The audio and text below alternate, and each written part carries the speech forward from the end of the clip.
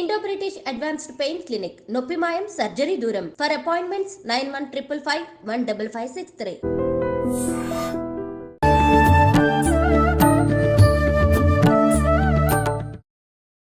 నమస్కారం, welcome to I dream. ధర్మ మార్గం విత్ విజిత కార్యక్రమానికి స్వాగతం. ప్రస్తుతం మనతో పాటు ఉన్నారు ప్రముఖ ఆధ్యాత్మికవేత్త సుభాష్ శర్మ గారు. ఇప్పుడు వారితో మాట్లాడి మనకున్న సందేహాలన్నింటినీ కూడా నివృత్తి చేసుకునే ప్రయత్నం చేద్దాం. నమస్కారం గురుగారు. శ్రీమాత్రే నమః. గురుగారు, 2024 అయిపోయింది, ఇంకా 2025లో అడుగు పెట్టబోతున్నాం. మనందరం కూడా ఉగాది పంచాంగాన్ని బట్టి సంవత్సరం మారింది అనుకుంటాం తప్ప ఎక్కువగా పాటించడము నెంబర్ మారగానే పాటించే వాళ్ళే చాలా మంది ఉంటారు. 25 రాగానే ఎలా ఉండబోతుంది ఇదే ఆలోచన. అయితే నేను కొన్ని వీడియోస్లో విన్నాను, 2024లో ఏదైతే పంచగ్రహ కూటమి అని చెప్పి వచ్చిందో అలాగే 2025లో కూడా షష్టగ్రహ కూటమి అని చెప్పి రాబోతోంది అని చెప్పి, దాని పరిణామాలు ఎలా ఉండబోతున్నాయి, అంటే అంత రాబోయే కాలం అంతా మంచిగా ఉండబోతుందా, దానివల్ల ఏదైనా ఇబ్బందులు తలెత్తే అవకాశం ఉందా, దాని గురించి తెలియజేయండి. తప్పకుండా తెలియజేస్తానమ్మా. ముందుగా ప్రేక్షకులందరికీ శ్రీమాత్రే నమః, శ్రీ గురుభ్యో నమః. జ్ఞానినాంనపి చేతాంసి దేవి భగవతి హిసా బలాయ కృష్ణమోహాయ మహామాయ ప్రయశ్చతి. రాబోయేటటువంటి సంవత్సరం విశ్వవసు నామ సంవత్సరం. అయితే ఈ యొక్క సంవత్సరంలో అమావాస్య రోజున షష్టగ్రహ కూటమి ఏర్పడబోతుంది. షష్టగ్రహ కూటమి ఏర్పడుతుంది కాబట్టి ఈ విశ్వవసు నామ సంవత్సరంలో అనేక రకాలైనటువంటి ఘోర విపత్తులు జరిగేటటువంటి అవకాశాలు ఏర్పడుతున్నాయి. బికాజ్ ఎందుకు అని అంటే కనుక, ఏ రోజైతే గ్రహాల యొక్క కలయిక అనేటటువంటిది ఏర్పడుతుందో అప్పుడు గ్రహ ఆధిపత్యాలు అనేటటువంటి పోరు చెందుతాయి. పోరు అంటే యుద్ధ ప్రాతిపద్యాన్ని చెందుతూ ఉంటాయి. తద్వారా ఏమవుతుంది అని అంటే కనుక, తద్వారా గ్రహాల యొక్క ప్రభావం అనే ఖగోళంలో జరిగేటటువంటి ప్రభావం అంతా కూడా భూమి మీద పడుతుంది. భూమి మీద పడేటటువంటి ప్రభావం అంతా కూడా వాతావరణం మీద పడుతుంది. వాతావరణం మీద పడేటటువంటి ప్రభావం అంతా కూడా మనుషుల మీద ప్రభావితం చూపిస్తుంది. కార్యకారణ సంబంధం లేకుండా సృష్టిలో ఏదీ కూడా కాదు. అలాగే ఖగోళంలో జరిగేటటువంటి విపత్తులన్నీ కూడా దేనికి కారకాలవుతాయి అంటే భూమి మీద జరిగేటటువంటి విపత్తులకు కారకాలవుతాయి. తద్వారా కూడా మనకు ఈ యొక్క షష్టగ్రహ కూటమి అనేటటువంటిది కూడా 6 గ్రహాల యొక్క, మనకు ఉన్నటువంటివే 9 గ్రహాలు, అందులో 2 ఛాయాగ్రహాలు, అందులో మిగతా 7 గ్రహాలలో 6 గ్రహాలు ఒకే స్థానంలో అంటే మీన రాశిలో సంచరించడం కారణం చేత రాబోయేటటువంటి ఈ 2025 సంవత్సరం అనేటటువంటిది అనేక ప్రమాదాలకు దారితీస్తుంది. అంటే ప్రమాదాలంటే రాజకీయాలలో విపత్తులు చెలరేగుతూ ఉంటాయి, అలాగే సినిమా ఇండస్ట్రీలో విపత్తులు చెలరేగుతాయి, అలాగే మనుషుల మధ్య క్రోధము ఆవేశము ఇవన్నీ కూడా పెరిగిపోతాయి. డబ్బు కోసం ఎలాంటి పనికైనా చేయడానికి వెనకాడనటువంటి మనుషులు పెరిగిపోయేటటువంటి తత్వాలు ఏర్పడతాయి. అలాగే స్త్రీ పురుష తారతమ్య భేదాలన్నీ కూడా మర్చిపోయేటటువంటి విపత్తులు ఏర్పడతాయి. దైవభక్తి పూర్తిగా తగ్గిపోయేటటువంటి పరిణామాలు ఏర్పడతాయి. తద్వారా ఏమవుతుంది, లోకంలో చూడకూడనటువంటి సంఘటనలు, జరగకూడనటువంటి విపత్తులు, రోడ్డు ప్రమాదాలు, అగ్ని ప్రమాదాలు, జల ప్రమాదాలు ఇవి ఎక్కువగా జరిగేటటువంటి అవకాశాలు ఇప్పుడు 2025లో రాబోతున్నాయి. ముఖ్యంగా రాష్ట్ర రాజకీయ భవిష్యత్తులో అనేక పెను మార్పులు సంచరించేటటువంటి అవకాశం ఏర్పడుతూ ఉంటుంది. ప్రజలలో వ్యతిరేకత తీవ్రంగా ఏర్పడుతూ ఉంటుంది. రాస్తారోకోలు, బందులు, ఇలాంటివి అలజడులు, ఇలాంటివి అనేక రకాలైనటువంటి ప్రమాదాలు 2025 సంవత్సరంలో జరిగేటటువంటి విపత్తులు ఈ షష్టగ్రహ కూటమి వల్ల ఏర్పడతాయి. అయ్యో, ఈ షష్టగ్రహ కూటం వల్ల ఇవెందుకు ఏర్పడతాయి అంటే, గ్రహాల యొక్క ప్రభావం అనేటటువంటిది ప్రతి ఒక్క జీవరాశి మీద ఏర్పడుతూ ఉంటుంది. మనకు గ్రహాల యొక్క ప్రభావం 6 గ్రహాలు ఏవి? సూర్యగ్రహము, శుక్రగ్రహము, రాహుగ్రహము, చంద్రగ్రహము, అలాగే శనిగ్రహము, బుధగ్రహము. ఈ 6 గ్రహాలు కూడా మీనరాశిలో వ్యయస్థానంలో సంచరిస్తున్నాయి. వ్యయస్థానంలో సంచరించడం వల్ల, అలాగే శని కూడా మార్పు చెందడం వల్ల, శని దేనికి కారకుడు? యుద్ధకారకుడు. మనుషుల మీద కోపము ఆవేశము తీవ్రమైనటువంటి ఒత్తిడిని ఏర్పరిచేటటువంటి వాడు కాబట్టి యుద్ధ వాతావరణాన్ని కోరుకునేటటువంటి వాడు శని భగవానుడు కాబట్టి, అలాగే శని మార్పు చెందుతున్నాడు కాబట్టి ఇలాంటి ప్రమాదాలు జరుగుతున్నాయి. అలాగే బుధుడు బుద్ధికారకుడు. బుద్ధి కుశలత పూర్తిగా తగ్గిపోయేటటువంటి అవకాశము, విచక్షణ జ్ఞానం కోల్పోయేటటువంటి అవకాశము, తారతమ్య భేదాలు, స్త్రీ పురుషుల మధ్య తారతమ్య భేదాలు, అలాగే ఈ రిలేషన్షిప్ భేదాలు ఇవన్నీ కూడా మర్చిపోయి కంటికి కన్ను మిన్ను కానక ప్రవర్తించేటటువంటి అవకాశాలు ఎక్కువగా జరిగిపోతాయి. అలాగే శుక్రుడు దేనికి కారకుడు అంటే కలత్ర కారకుడు. భార్యాభర్తల మధ్య వైరం పెరిగేటటువంటి అవకాశాలు 2025లో, విడాకుల సంఖ్యలు పెరిగేటటువంటి అవకాశము, ఇలాంటివి ఎక్కువగా జరిగేటటువంటి అవకాశము 2025 సంవత్సరంలో జరుగుతుంది. అలాగే రాహు దేనికి కారకుడు అంటే ఎక్కడనైతే చెడు ఎక్కువగా ఉంటుందో అక్కడ రాహు ఎక్కువగా ఉంటాడు. రాహు ఎక్కడ ఎక్కువగా ఉంటాడు? మద్యము లాంటి షాపులలో, అంటే మద్యం ఎక్కువగా ఎక్కడైతే అమ్ముతున్నారో అలాంటి ప్రదేశాల్లో ఎక్కువగా ఉంటాడు.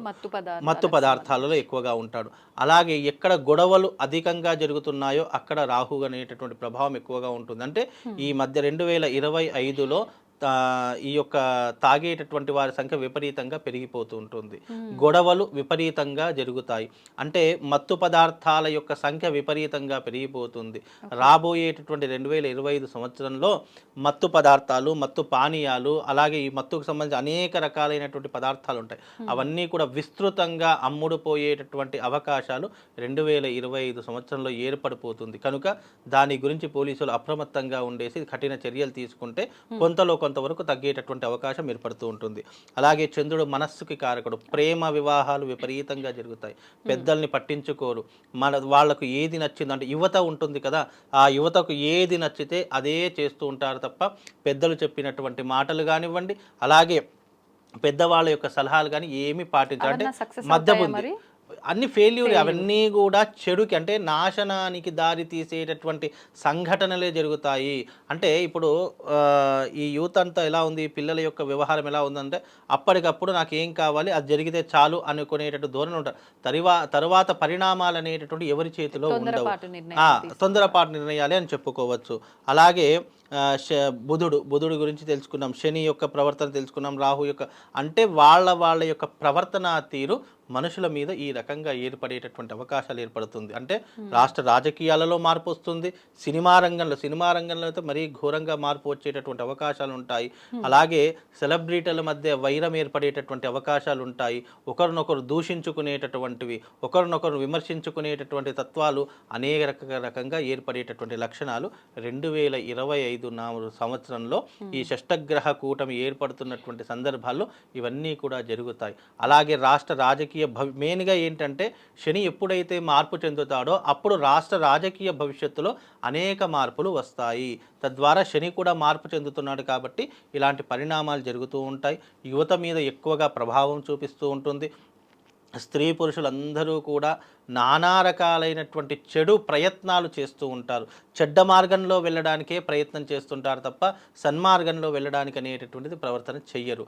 అలాగే దైవభక్తి పూర్తిగా తగ్గిపోయేటటువంటి అవకాశం ఏర్పడి అనేక రకాలైనటువంటి ఈ 2025 మొత్తం పూర్తిగా చిన్న భిన్నం అవుతుంది. క్లమ్జీగా ఉంటుంది.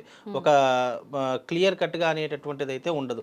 అనేక రకాలుగా ఎప్పుడు చెడు జరుగుతుందో, ఎప్పుడు మంచి జరుగుతుందో అనేటటువంటి ఊహించేటటువంటి విధానాలు కూడా చాలా గడ్డు కాలంగా మారిపోయి 2025 సంవత్సరం కొద్దిగా అందరూ కూడా జాగ్రత్తగా ఉండే ప్రయత్నం చేసుకోవాలి. ఎన్ని కష్టాలు వచ్చినా, ఎన్ని ఇబ్బందులు వచ్చినా దైవారాధన మర్చిపోకుండా వీలైనంత వరకు ప్రతి ఒక్కరి ఇంట దైవారాధన జరిగి అందరూ కూడా దైవాన్ని ప్రార్థన చేసుకుంటే కనుక కొన్ని రకాలైనటువంటి విపత్తులను తట్టుకునేటటువంటి అవకాశం, లేదా వచ్చినా కూడా దాన్ని అధిగమించేటటువంటి శక్తి సామర్థ్యాలు ఇచ్చేటటువంటి వాడు కేవలం భగవంతుడే. కాబట్టి భగవత్ ఆరాధనలో కొంతవరకు నిమగ్నమై ఉంటే మనకు రాబోయే విపత్తులు ఆగిపోయేటటువంటి అవకాశాలు ఏర్పడుతుందమ్మా.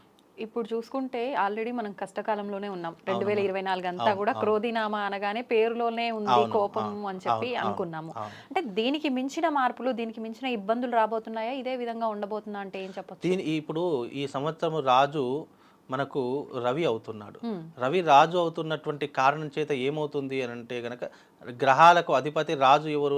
సూర్యగ్రహమే.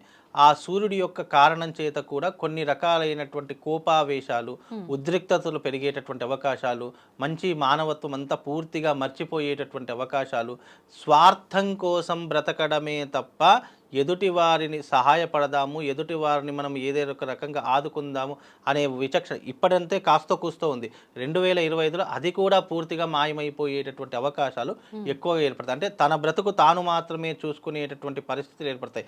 పక్కనున్నవాడా, ఎదురింటివాడా, వాళ్ళు ఏమైపోయినా పర్వాలేదు, మన కుటుంబం బాగుందా, మనం బాగున్నామా, మనకు ఆర్థిక పరిస్థితి బాగుందా అనేటటువంటిది మాత్రమే ఆలోచిస్తారు తప్ప పక్కనున్న వాడి కోసం ఎప్పుడూ కూడా ఆలోచించేటటువంటి ధోరణి మర్చిపోయేటటువంటి అవకాశాలు 2025 నాటికి ఏర్పడుతూ ఉంటాయి. ఇప్పుడు మనకు కరోనా వైరస్ లాంటి వైరస్ కూడా ఏదో రాబోతుంది అని చెప్పి, యుగాంతం అని చెప్పి, రకరకాల మీరు ఇందాక చెప్పినట్టు జల ప్రళయాలు, అగ్ని ప్రళయాలు అన్నారు కదా, అవి కూడా పెద్ద ఎత్తున జరిగి జన నష్టము, ఆస్తి నష్టం జరుగుతుందని చెప్పి అంటున్నారు. అది నిజమే అంటారా? అయితే ఇక్కడ యుగాంతము అనేటటువంటిది కాదు కానమ్మా, ఏంటంటే ఇక్కడ జల ప్రమాదాలు జరిగేటటువంటి సూచనలు ఉంటాయి. అంటే దానివల్ల ఏమవుతుంది, ప్రాణ నష్టం జరిగేటటువంటి అవకాశం, ఆస్తి నష్టం జరిగేటటువంటి అవకాశం, అది కొద్ది ప్రాంతాలలో మాత్రమే అది పరిమితం అవుతుంది తప్ప, యుగాంతం అంటే ఏంటి, పూర్తిగా ఈ యొక్క భూగోళం అంతా కూడా ప్రళయం వచ్చి మునిగిపోవడము, ఇక ఈ భూమి మీద ఏ జీవరాశి లేకుండా ఉండడాన్ని యుగాంతము అంటాం. అంటే ఈ యుగము అంతమైపోయింది అని అర్థము. యుగాంతం అనేటటువంటిది ఇప్పుడున్న ప్రస్తుత కాలంలో మనకు లేదు. అవి చెప్పినా కూడా ఎవరు నమ్మకండి. యుగాంతం అనేటటువంటిది రావాలి అని అంటే గనక కలియుగంలో ఇంకా ఎన్నో రకాలైనటువంటి యుగాలు దాటుకొని వెళితే తప్ప యుగాంతం అనేటటువంటిది మనకు ఇప్పట్లో లేదు. ఈ తమ్మేలు పెట్టడం కానీ, లేదు అంటే ఎవరో ఏదో చెప్తున్నారని చెప్పడం కానీ, అవన్నీ కూడా అవాస్తవమైన సంఘటనలు. కాకపోతే ఏంటంటే ప్రమాదాలు, విపత్తులు జరిగేటటువంటి సంఘటనలు అయితే ఉన్నాయి తప్ప యుగాంతం అయితే జరిగేటటువంటి అవకాశం ఇప్పట్లో అయితే లేదు, అది రాదు కూడా. ఇప్పుడు లోక కళ్యాణం కోసం పెద్ద పెద్ద యాగాలు, హోమాలు అని ఇలాంటివన్నీ పెద్దవాళ్ళంతా చేస్తున్నారు, చేపిస్తున్నారు అని అంటుంటారు కదా గురుగారు. అలాంటి చేయటం వల్ల ఇటువంటి పెను ప్రమాదాల నుంచి, ఇబ్బందుల నుంచి వచ్చిన తర్వాత తట్టుకోవడం కాదు, రాకముందే చేస్తే రాకుండా ఉండే అవకాశం ఉంటుందా? చాలా మంచి ప్రశ్నమ్మా. నిజంగా ఆ పూర్వకాలంలో రాజులు ఏం చేసేవారంటే, ఏదైనా విపత్తు జరుగుతుంది అనుకున్నప్పుడు జ్యోతిష్యులను సంప్రదించి లోక కళ్యాణం కోసము వాళ్ళు పెద్ద పెద్ద యాగాలు, అశ్వమేధ యాగం అని చెప్పేసి, విశ్వ కళ్యాణ యాగం అని చెప్పేసి, ఇలా ఎన్నో రకాలైనటువంటి యాగాలు చేసేటటువంటి ధోరణి అప్పట్లో ఉండేది. ఇప్పుడు యాగాలు ఎవరు చేస్తున్నారు? యాగాలు చేద్దామన్నా కూడా దాని కనీసం ప్రోత్సాహం చేయకుండా నిరాశనే పెడుతున్నారు తప్ప ఎవరు కూడా దాని గురించి నిజంగా యాగాల ద్వారా, హోమాల ద్వారా, దైవిక ఆరాధనల ద్వారా విపత్తులు కాదు, రాబోయే ప్రళయాన్ని కూడా ఆపేటటువంటి శక్తి ఒక్క యాగానికే ఉంది అని సనాతన ధర్మం మనకిప్పుడు కాదు, కొన్ని వేల సంవత్సరాలకి నాటి నుండే చెప్తూ వస్తుంది. కానీ యాగం చేద్దాము, హోమం చేద్దాము అంటే అవి చేస్తే మనకేమొస్తుందిలే అనేటటువంటి విధానంలో కొట్టిపారేస్తున్నారు చాలామంది. కానీ యాగం ద్వారా, హోమం ద్వారా, మనం ఒక అగ్ని ప్రతిష్ఠ చేయడం ద్వారా రాబోయేటటువంటి విపత్తులు ఎలా వస్తాయి? దైవిక సహకారంతోనే వస్తాయి. దైవం అనేటటువంటి వాడు కన్నెర్ర చేసినప్పుడే ఇలాంటి విపత్తులు, ఘోర ప్రళయాలు వస్తూ ఉంటాయి. అలాంటి దైవాన్ని మనం నిరంతరం ఆరాధన చేసుకుంటూ వస్తే ఆయన సంతోషించి రాబోయే ప్రళయాన్ని ఆయనే ఆపేటటువంటి శక్తి సామర్థ్యాలు మానవ విశ్వ కళ్యాణానికి జరుగుతాయి. కాబట్టి ఎప్పుడైనా సరే మనకు విపత్తులు జరుగుతున్నాయి అని అన్నప్పుడు మనం తప్పకుండా, అప్పట్లో రాజులు ఉండేవాడు, ఇప్పుడు రాజులు ఎవరు ఉన్నారు? ఈ మంత్రులు, ముఖ్యమంత్రులు, రాష్ట్రపతులు, ఉపరాష్ట్రపతులు వీళ్ళే ఉన్నారు. కాబట్టి వాళ్ళ ఆధ్వర్యంలో విశ్వ కళ్యాణం కోసం యాగం జరిగితే గనక రాబోయే ప్రమాదాలు ఆపవచ్చు. రాబోయేటటువంటి విపత్తులు మనం ఆపడం కాదు, ఈ నేచరే ఆపేస్తూ ఉంటుంది. కాబట్టి నేచర్ని నువ్వు ఎప్పుడైతే సపోర్ట్ చేయడం ప్రారంభం చేస్తావో, ఎప్పుడైతే ఒక యాగం ద్వారా మేఘం, ఆ పొగంతా కూడా మేఘంలో వెళ్ళిపోయి మేఘం కురిసి మనకు వాన చినుకుల్లా పడుతూ ఉంటాయి. అంటే అప్పట్లో ఏంటి అంటే ఈ యాగం చేయడం ద్వారా వరుణ యాగం చేసేవారు. ఎందుకు? అదంతా కూడా వాతావరణంలో కానీ, ప్రకృతిలో కానీ అనేకమై మనకు వర్షపాతాన్ని కురిపించేటటువంటివి. అలాగే యాగం చేయడం ద్వారా మనకు రాబోయే విపత్తులు 100% ఆగిపోతాయి. కాబట్టి ఇవి చేసేటటువంటి వారు ముందుకు వచ్చేసి విశ్వ కళ్యాణం కోసం ఇలాంటివి చేయడం ద్వారా నిజంగా జలప్రళయాలు కానివ్వండి, ఇలాంటి గ్రహకూటములు ఏర్పడినప్పుడు మనకు రాబోయే విపత్తులు ఆగిపోయేటటువంటి అవకాశం ఉంటుంది. కాబట్టి ఎవరికి వారు చేసుకుంటే చాలా మంచిది. ఎందుకంటే నీ కోసం నేను చేయను, నా కోసం మీరు చేయరు. కాబట్టి విశ్వ కళ్యాణం కోసం ఎవరిది వాళ్ళు యాగం చేసుకోవడము, ఎవరిది వాళ్ళు తమ ఇంటి భాగంలో కానీ దేవాలయంలోకి వెళ్ళి ఈ లోకం బాగుండాలి, లోక కళ్యాణం జరగాలి అని అందరూ కూడా యాగం చేయడం ద్వారా మనకు మంచి జరిగేటటువంటి అవకాశం 100% ఉంటుందమ్మా. ధన్యవాదాలు గురుగారు. శ్రీమా.